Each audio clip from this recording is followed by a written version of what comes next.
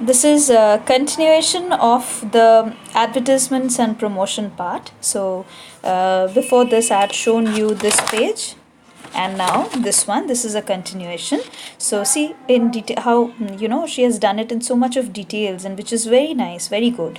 So after this we have packaging, which is also very important. So here what you can do is you can just give the meaning of packaging and then relate it to your product. You must be knowing that there are three different kinds of packaging. It could be the primary one, the secondary one, it can also be the transport packaging. So you mention what is your primary packaging, what is your secondary packaging, and how you're thinking of doing the transport packaging in your case, in your product. Okay, so not just in general, but make it very product or service specific.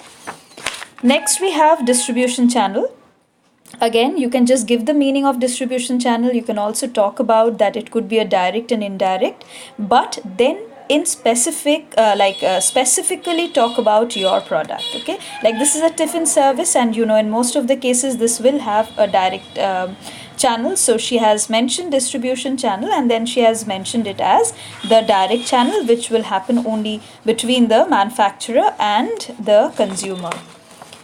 Next we have this permissions and licenses. So whatever is applicable in your case, you need to mention that. And I'm always saying, see, your presentation matters a lot. This is this is an information which all of you will be putting in, but how you put it, how you present it will make all the difference. And you should be aware of the terms. Okay, so whatever licenses you're talking about, whatever permissions you're mentioning about your product or service, you should have a clear idea about it, so that if questions are asked, you don't fumble, you don't forget. Okay, next we have the cost part. So the cost structure will now come. The fixed and variable cost. You mention about what is fixed, what is variable, which she hasn't done, but you can always give a paragraph on what is the meaning of fixed cost, what is the meaning of variable cost, and then talk about the fixed cost relevant to your particular business. Okay, that you mention, and then similar way you also talk about your variable cost.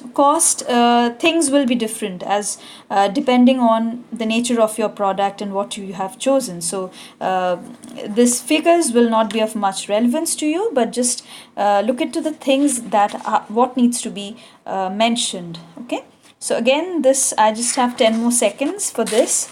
I think I will go for the next video because I will not be able to finish it here. So the next video.